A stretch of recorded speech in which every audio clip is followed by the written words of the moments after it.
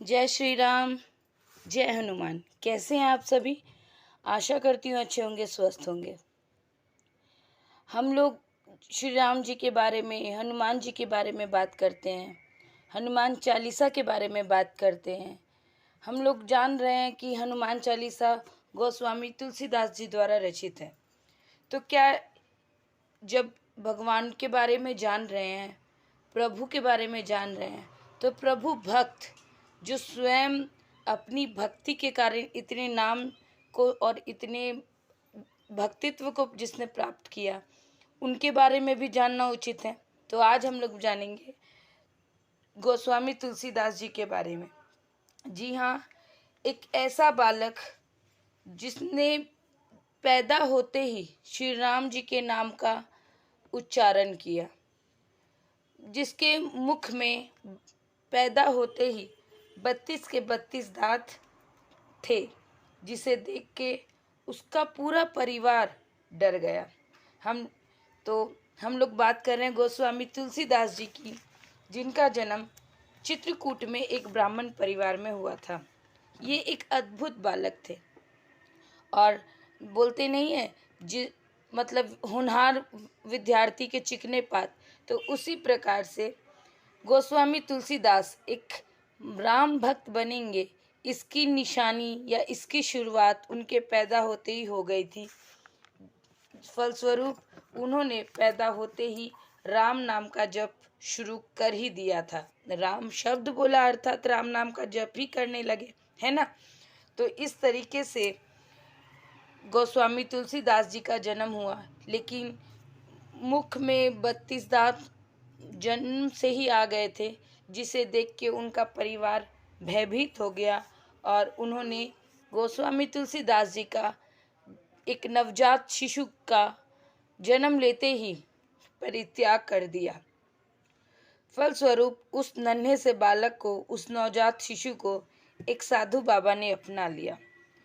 साधु बाबा ने उस नवजात शिशु का नाम राम बोला रखा। राम बोला को साधु बाबा ने ही परवरिश दी और वे उसे अपने साथ अयोध्या ले आए। अयोध्या में ही राम बोला, गोस्वामी तुलसीदास जी के बचपन का नाम राम बोला था। तो अयोध्या में ही राम बोला जी साधु बाबा के साथ रहने लगे और उन एक उचित आयु आने पे उनका विवाह भी हुआ। लेकिन हर इंसान के ज़िंदगी में ना एक टर्निंग पॉइंट आता है, आप समझ सकते हैं मेरी बात को। विवाह के बाद ना राम बोला अपनी पत्नी के मोह में इतना खो गए कि वो प्रभु भक्ति से ना विमुख होने लगे। हालांकि वो राम कथा करते थे उस समय भी, लेकिन फिर भी एक ऐसा पॉइंट आता है, या कहिए तो इंसान मोह में पड़ जाता है। तो राम बोला जी भी अपनी पत्नी के मोह में पड़ गए। वे अपनी पत्नी से अत्यंत स्नेह, अत्यंत मतलब जिसे प्रेम में पागल होना बोलते हैं, वो ही प्रेम में, अपनी पत्नी के प्रेम में पागल थे। वे अपनी पत्नी को छोड़ के कभी नहीं रहते थे। तो एक समय वो राम कथा करने गए। तो जब वो राम कथा करने गए तो उनके पीछे से किसी कारणवश उनकी पत्नी रत्नावली, उनकी पत्नी का नाम रत्नावली था, उनकी पत्नी रत्नावली अपने मायके चली गई। मायके गई तो इधर तुलसीदास जी राम कथा करके वापस आए तो वो अपनी पत्नी को ना पाके ना बावरे हो गए। मतलब रात्रि का समय हो चला था, लेकिन फिर भी वो अब चाहते थे कि उनकी पत्नी वापस आ जाए। तो वो उस मतलब उतनी अंधियारी रात में भी वो अपनी पत्नी को लाने के लिए चल पड़े। पत्नी के मायके जाने के लिए नदी पार करनी पड़ती थी। फलस्वरूप रात हो रहा था, नदी में भी पार करने का कोई साधन नहीं था। नदी में एक शव तैर रहा था। तुलसीदास जी उसी शव को पकड़ के नदी पार कर जाते हैं। उसके बाद अपनी पत्नी के कक्ष में जाने के लिए वे एक सांप था, उसी को रस्सी समझ के उसी को पकड़ के उनकी अपनी पत्नी के कमरे में प्रवेश करते हैं। मतलब ये सारा वृतांत सुन के गोस्वामी तुलसीदास जी की पत्नी बहुत ही आहत हो जाती है। वो गोस्वामी तुलसीदास जी को बहुत धुतकारती है और कहती हैं कि एक हाड़ मांस से बने शरीर से इतना मोह, अगर इतना मोह आपने प्रभु श्री राम से, उनकी भक्ति से किया तो शायद आपका ये जीवन सफल हो जाता। पत्नी के धुतकारे जाने के बाद मतलब गोस्वामी तुलसीदास जी बहुत ही उनमें वैराग्यता आ जाती है। वो गृहस्थ को त्याग करके वैरागी जीवन का रास्ता अपना लेते हैं और यहीं से शुरुआत होती है प्रेम में पागल राम बोला जी कैसे एक महान संत गोस्वामी तुलसीदास जी के रूप में परिवर्तित हुए।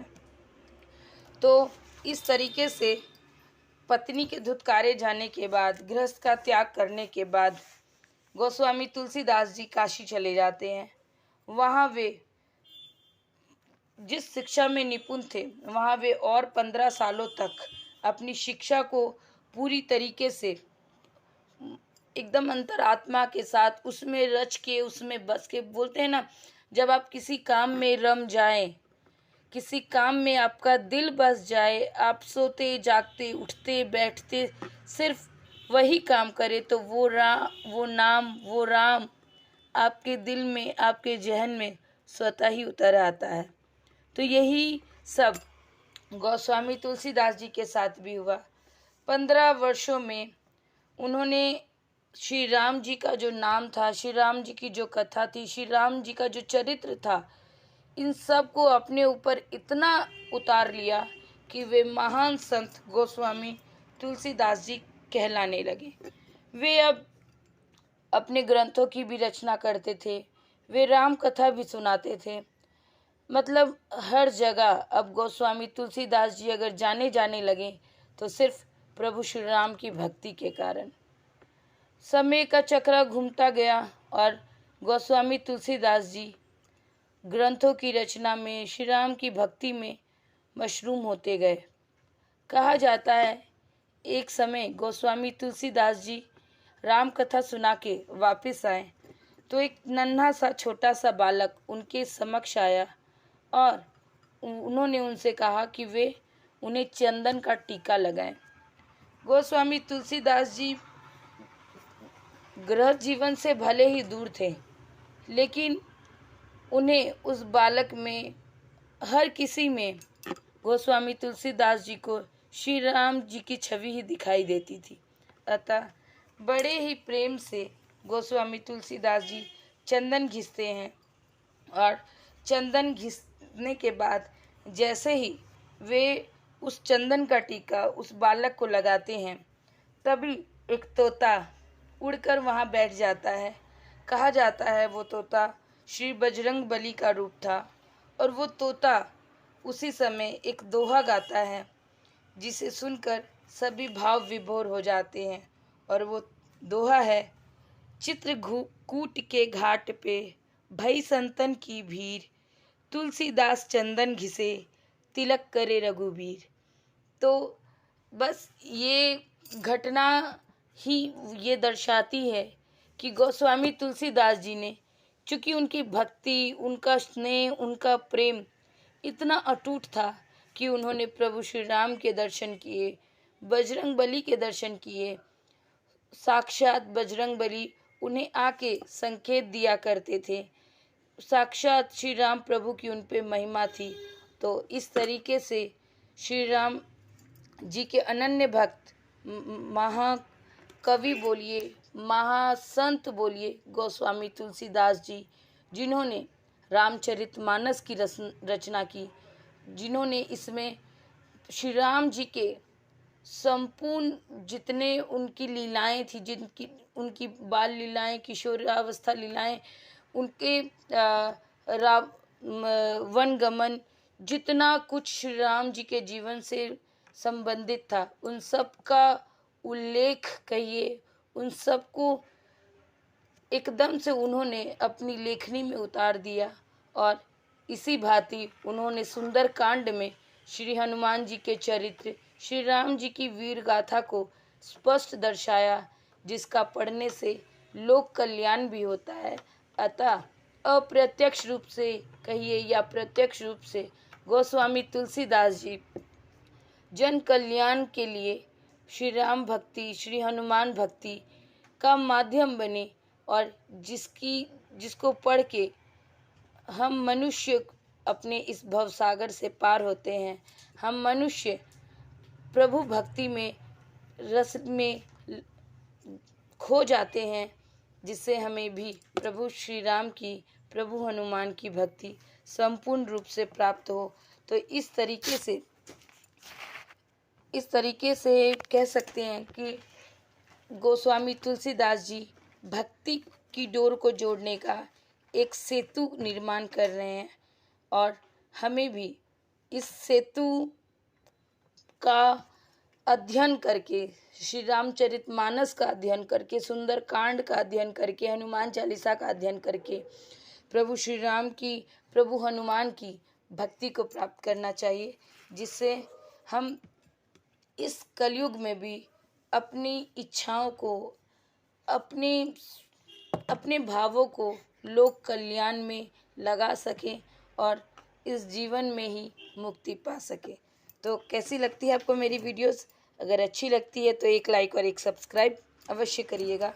जय श्री राम, जय हनुमान।